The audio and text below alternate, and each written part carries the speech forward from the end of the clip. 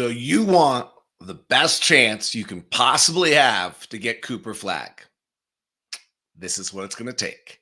Next on Locked on Jazz. Bum bum bum bum bum bum bum bum bum bum bum bum bum. Pow.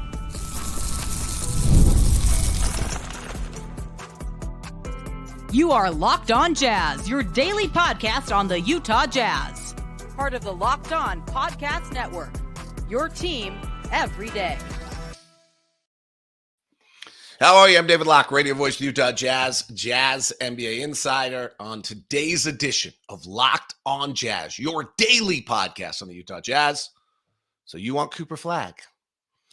Fan Duel has come out with its over-under win totals for the NBA this year, and we'll look at that to tell us what it means you would have to do to be the Utah Jazz and get the best chance you could possibly get to get Cooper Flagg. Plus, the over-unders have some other really interesting things that dictate what the Warriors might do with Lauri Markkanen. They can't really stand pat, can they? And Clippers, what are you doing? So we'll look at all that coming up on today's edition of Locked on Jazz. Plus, I got a great question from a listener about transition defense. Again, we'll touch on that if we have time. As I mentioned, I am David Locke, radio voice of the Utah Jazz, Jazz NBA insider, and this is Locked on Jazz. It's your daily podcast on the Utah Jazz, giving you insight, expertise, geeky numbers, and hopefully making it way better to be a Jazz fan each and every day. Thank you so much for making Locked on Jazz your first listen of the day. We are free and available on all podcasting apps. Thank you very much to the everydayers that join us. Please subscribe or follow and comment in the comment section. Thumbs up are always greatly appreciated. Thumbs up if you want the Jazz to get the number one pick and get Cooper Flagg. Okay. We go to Fan Duel Sportsbook. Go to FanDuel.com. We go to the NBA over-unders for the year. And the Brooklyn Nets come in at the very bottom at 19.5. I should have actually probably written these out. For those of you that are on the YouTube thing. All right. Nets come in at 19.5. Blazers, without having traded DeAndre Ayton, Jeremy Grant, or any other of their pieces they might trade, are at 21.5. The Washington Wizards are at 22.5. The Detroit Pistons are at 25.5. And your Utah Jazz are at 27.5. And the Chicago Bulls are at 27.5. And just to keep the whole group honest, the Charlotte Hornets are at 29.5. Okay. So there's a few things here. If you want Cooper Flagg, you want the best chance to get Cooper Flagg. And for those who do not know who Cooper Flagg is, he is the number one pick in all likelihood coming up this next year as the for this upcoming draft. And there's 3 or 4 really good players. So people are yelling at the screen right now saying, no, but it's also about like, yeah, right. Okay. It's also about like which other players like Ace Bailey and right. Okay. So it's 100%. But Cooper Flagg is this player that seems to be the best player out there as of right now. And everyone expects that he will be the number one pick of the upcoming draft and that he's a franchise changing player. And the way the lottery odds work is if you want the best chance, it's 14% is all it is. There's no odds better than that. You have to have 1, 2, or 3. If you have 4, you have a 12.5% chance. And if you have 5, you have a 10.5% chance. So according to the FanDuel Sportsbook, the Nets, Blazers, and Wizards would have a 14% chance. The Pistons would have a 10.5% chance. And the Jazz and Bulls would come in combining there for about a 9.75% chance for Cooper Flagg. And the question is, that's what the Jazz probably, as they're currently constructed. Should the Jazz go further into the quest to get the number one pick? And is it worth, the Jazz are sitting right now at 9.75, is it worth the extra 4.25% chance to get Cooper Flagg, or maybe to get a little bit of it? It also increases your odds, just in all fairness, of whether you get the second or third pick as well. So it's not just Cooper Flagg, by becoming one of the three worst teams in the NBA. And to do that, you've got to win 20 games. That's what FanDuel Sportsbook really says here, is that if you're trying to set the standard to be one of the bottom three teams in the NBA, if the Nets are at 19.5 and the Blazers are at 21 and the Wizards are at 22.5, you probably, to be safe, have to try to plan on winning 20 games. And right now, the Jazz are scheduled to win 27.5, according to FanDuel. Now, what's a little tricky here is there's no way to know how FanDuel is dealing with the Lauri Markkanen rumors in this story. Like, are we really a 32-win team right now with a team that's constructed with Keontae George, Colin Sexton, Lauri Markkanen, Taylor Hendricks, and Walker Kessler, with John Collins, Jordan Clarkson, Cody Williams, and that what they're projecting is there's a 50% chance that the Jazz are going to trade Lauri Markkanen, which would drop them, and they've just kind of put the line in between the two. I don't know. But the FanDuel number at 27.5 very well could be kind of a 50-50 guess on if the Jazz are going to trade Lauri or not. But this is what it takes. So if you really want the best possible odds you could get to get Lauri Markkanen, 20 wins. 21 with the margin of missing one or two. I mean, to some extent, I guess it's 25, because if the Pistons and Jazz are really at 25 and 27, you can get the third picks at 24. So 20, right? 20 is maybe slightly exaggeratory. And if you believe in the other players in this draft, you just don't, it's you need 1, 2, or 3, and you come in at 5, as the Jazz do in this circumstance, really a combo of 5 and 6. If you come in at 5, you have a 3% less chance of getting 1.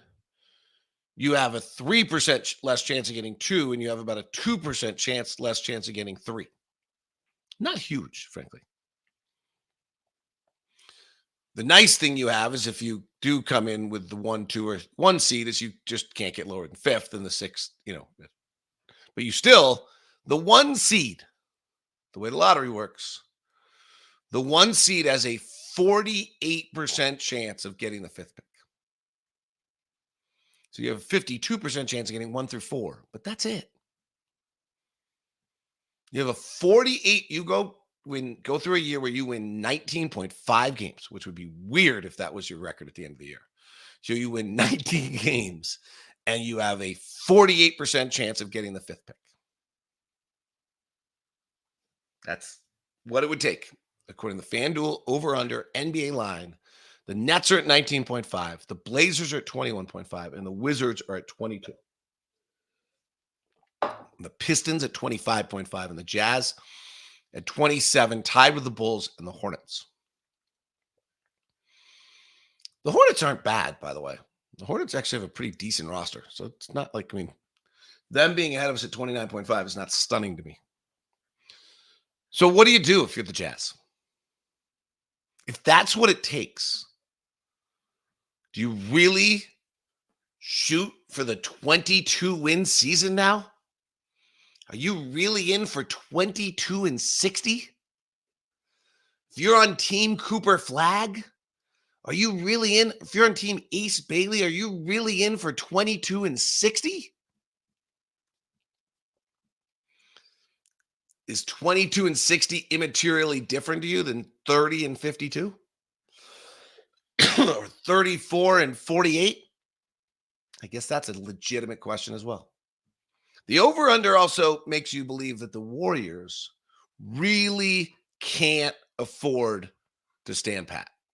I'll explain next as we continue on Locked on Jazz. Tuesday edition of Locked on Jazz is brought to you by our good friends over at Murdoch Hyundai. Located at 4646 South State Street, also in Logan and in Linden, the Hyundai lineup of cars is just amazing. Whether it's just the sedans, the Sonata and the Elantra, or the award-winning electric Ioniq 5 and the Ioniq 6, or the SUV lineup that is killer. I'm driving the Palisade right now. It is incredible, and I cannot wait to get the opportunity to drive one of the brand new Santa Fe's that looks so cool. The Hyundai lineup of cars is just fabulous. The Murdochs give you the no-regret experience with over 80 years in Utah, and that combination does it for you. So let me give you the VIP experience over at Murdoch Hyundai. Email me at dlock09@gmail.com. Let me know if you're going to Murray. Let me know if you're going to Linden. Let me know if you're going to Logan, and we'll set you up with the VIP meeting at Murdoch Hyundai to make sure that you get the locked on VIP treatment that you deserve for being an everydayer at Murdoch Hyundai. Today's show is also brought to you by eBay Motors. Passion, drive, passion. That's the winning formula for a winning championship. It also keeps your ride or die alive. eBay Motors has everything you need to maintain your vehicle and level it up to peak performance because there's over 122 million parts for your number one ride or die. You always find exactly what you're looking for with the eBay Guaranteed Fit. Your part is guaranteed to fit your ride every time or your money back because with eBay Motors, you're burning rubber, not cash. With all the parts you need, all the prices you want, it's easy to make your car the MVP. Bring home huge wins. Keep your ride or die alive at ebaymotors.com. Eligible items only. Exclusions apply. eBay's Guaranteed Fit only to U.S. customers.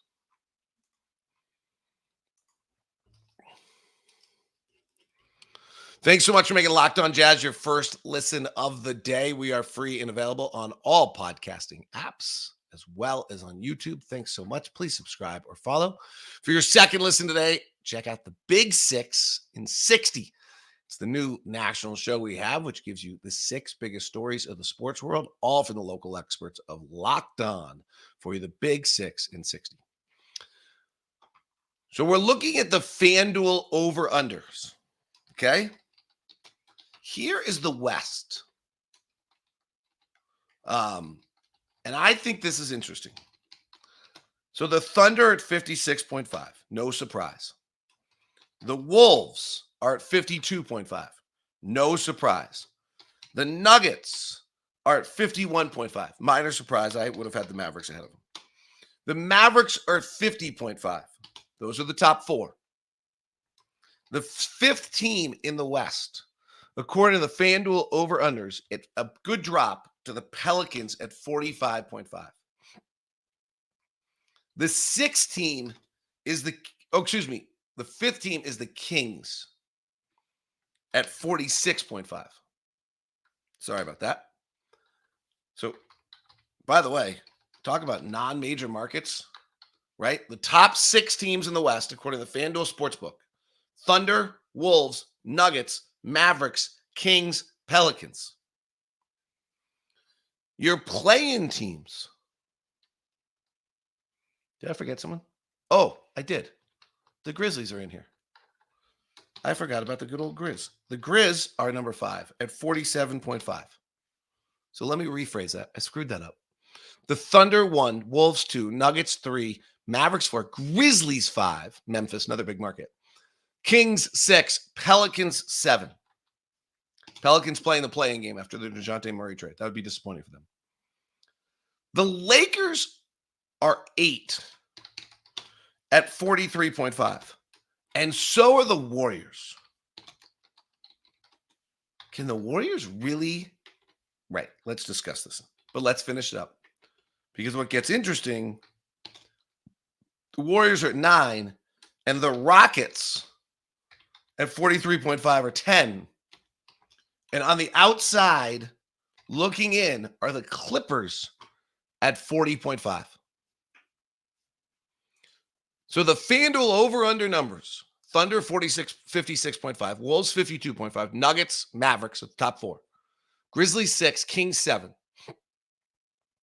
with the Pelicans at 8, the Lakers at 43.5, with the Warriors and the Rockets all tied at 8, 9, or 10. So the Golden State Warriors, with Steph Curry at 35 years old, on his last year or two of greatness, are currently projected to tie for 8th, 9th, and 10th in the Western Conference. And they're going to hold on to Jonathan Kuminga and Brandon Podziemski to not get Lauri Markkanen? Really? Does that make logical sense to anyone? I would guess not to the Utah Jazz, if they really are trying to have a package out there that they want. There may not be. My one thought, by the way, on this is there really might not be a package from the Warriors that truly makes sense for the Jazz.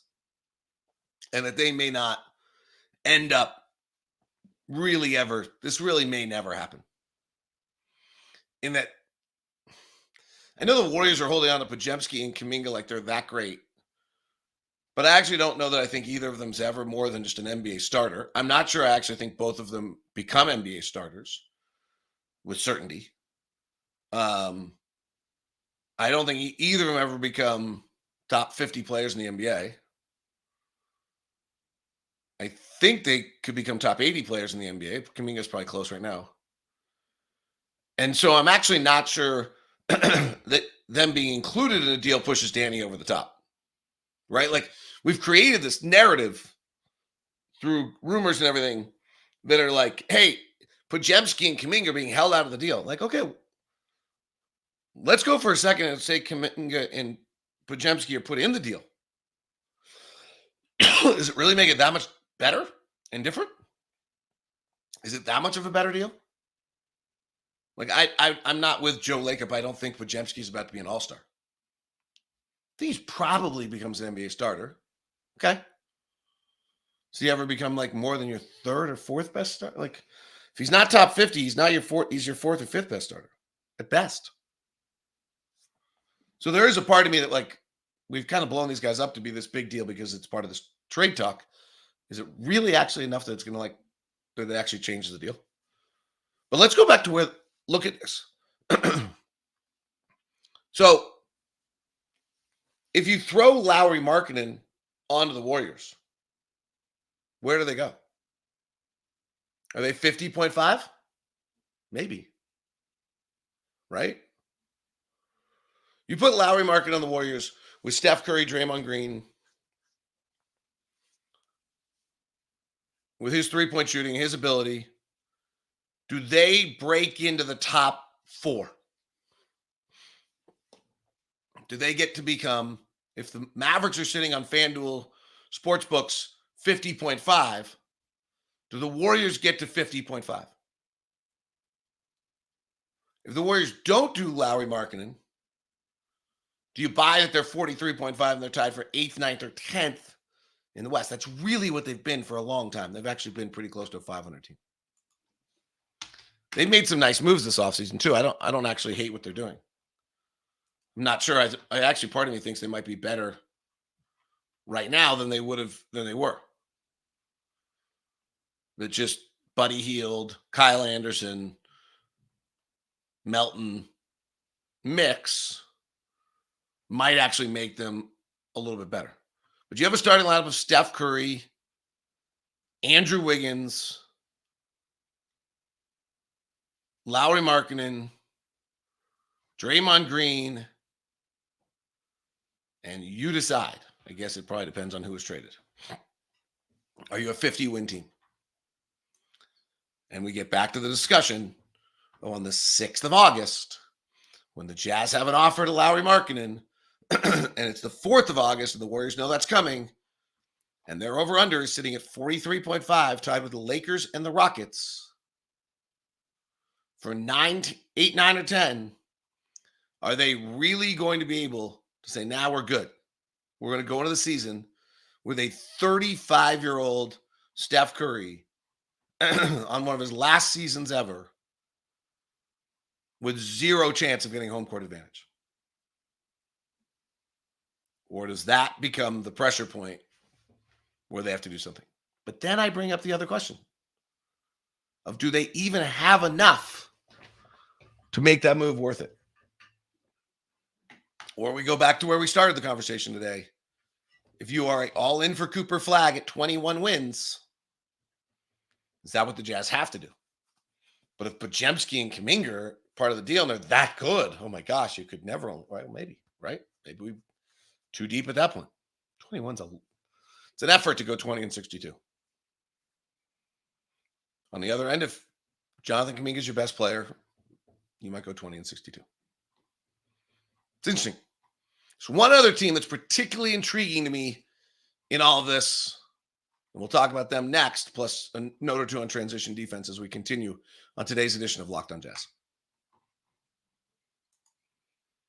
Today's show is brought to you by our friends over at FanDuel. They're pretty much doing the whole thing for us. FanDuel.com for you. Go check it out. We're looking at the FanDuel Sportsbook today because maybe sports are slowing down, but FanDuel still has it all for you right now. This summer, FanDuel is hooking up all customers with a boost or a bonus daily. That's right. There's something for everyone every day, all summer long. So head over to FanDuel.com. Start making the most of your summer. FanDuel, the official sports betting partner of Major League Baseball. FanDuel.com to look at the odds. Here it is. By the way, this is how the East came out in the over-under. Celtics 1 at 58.5. Knicks 2 at 53.5. Sixers at 52.5. And the Bucks at 4. The Cavaliers and the Pacers tie for 5 and 6. With the Magic as well. So 5, 6, and 7. The Heat came in at 8 at 44.5. And then it literally drops 10 win totals between 8 and 9 in the Eastern Conference. Atlanta gets in at 34.5, and the Raptors get into the play-in at 30.5. It's all over FanDuel.com. Check it out. Have a lot of fun over FanDuel this summer. Thanks so much for making Locked On Jazz your first listen of the day. We are free and available on all podcasting apps. Thank you very much for tuning in, being a part of the program. We greatly appreciate it. There's a lot going on in the world, so you took some time with the Jazz. Thank you very much. We're always Jazz. We're always giving it to you whenever you want it. All right.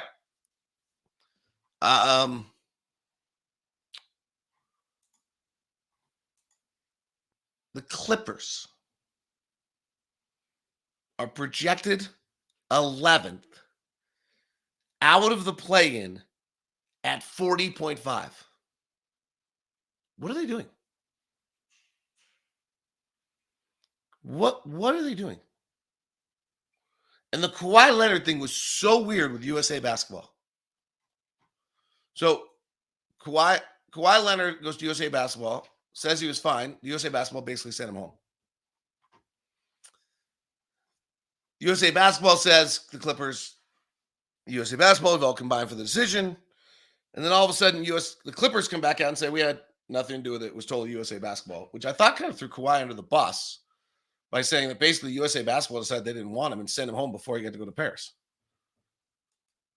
I think what's going on is Kevin Durant has a strained calf and that Kawhi Leonard doesn't always play and Joel Embiid's likely to get hurt. And you suddenly have 9 players and you lose to South Sudan if you're not careful. But it wasn't a great look for anyone involved. What do the Clippers do here? They're going into a new building. They still have Kawhi Leonard. They still have James Harden for 2 years. And they're projected to win 40 games. I don't entirely know what their next move is. Or considering that they're probably paying the tax still at some point.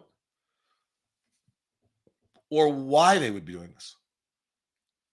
I don't, I brought up the idea of us trading for Kawhi Leonard. I'm certain he's available. There's zero chance that the Clippers can be at 40.5 and have Kawhi Leonard not be available. Like, they either need to go big game hunting, and I don't know what pieces they have, or they need to unload their next players. Now, Kawhi is a little limited because I think he signed an extension of when you can actually trade for him. But to me, when I went through the over-unders, the biggest mystery to me on all of this was the Clippers. What are they doing? I know how they got here, but now what are they going to do? The other one that's interesting to me is the Rockets at 43.5. Like, they're kind of patiently putting their young players out there for one more year to see what they can do. I wonder if they're really that patient. Oh, by the way, I just realized something.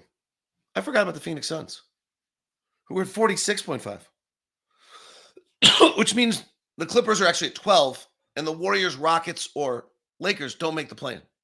Because I forgot about the Suns at 46.5. Good old Phoenix.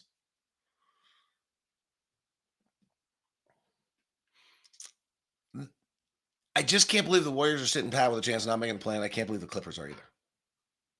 At some point, something's got to give there. All right, great question that came in. So yesterday we looked at the fact that offensive rebounding did not correlate, unless you were just a bad team, to high level of transition points. Okay?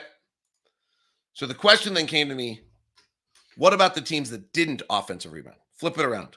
Okay? How did they rank in transition defense? So the 6 teams that did the least offensive rebounding were the Washington Wizards, the Los Angeles Lakers, the Charlotte Hornets, the Oklahoma City Thunder, the Dallas Mavericks, and the Milwaukee Bucks. So if we go look at points allowed in transition in the regular season, so we talked about yesterday, the Jazz were the worst. Oklahoma City was the best. So their 4th fewest offensive rebounds. And they were the number 1 team in the league in getting back in transition. They were like one of the number 1 teams getting in transition too. However, the Washington Wizards, who did not offensive rebound, were the 5th worst transition defensive team, 26th. The Lakers were 25th. No, the Lakers were 27th. And they didn't offensive rebound. The Charlotte Hornets, under Steve Clifford, old school, were the 8th best team in the NBA in not allowing transition, and the 3rd best team in not offensive rebounding. The Dallas Mavericks, who, as we know, went through a transition throughout the season of what their roster is, were right in the middle of the pack at about 15th in transition defense and did not offensive rebound. And the last one was the Milwaukee Bucks. And the Milwaukee Bucks were right in the middle of the pack as well. They were 10th best team. So of the 6 teams in the NBA that did not offensive rebound last year, Washington and the Lakers did not offensive rebound the most, and they were 2 of the worst transition defensive teams. Charlotte was 8th, Oklahoma City was 1st, Dallas was 15th, and Milwaukee was 10th. There really does not seem to be a correlation between those teams that offensive rebound and those teams that allow fast break points, or vice versa. It's pretty interesting. It's worth studying and understanding why was Oklahoma City so great at this. The best transition defenses in the NBA were Oklahoma City, Sacramento, probably because teams tried to slow down against you, Miami, and Boston. Those are pretty good teams. Like, the top 7 transition defensive teams, 5 of them are pretty good. That's important to get back in transition. The worst transition teams are not good. None of them are good. So it'll be interesting to see. I would be surprised if the Jazz changed their philosophy of crashing the offensive glass. The math, as we talked about yesterday, is so dramatically better if you actually crash the glass. But how do you become a team that actually gets back in transition defense? That's it for Locked On Jazz today. Thanks so much for tuning in. Leave me your comments in the comment section on YouTube. We'll send you the first ever national 24/7 sports channel on audio. Check out the Big 6 and 60.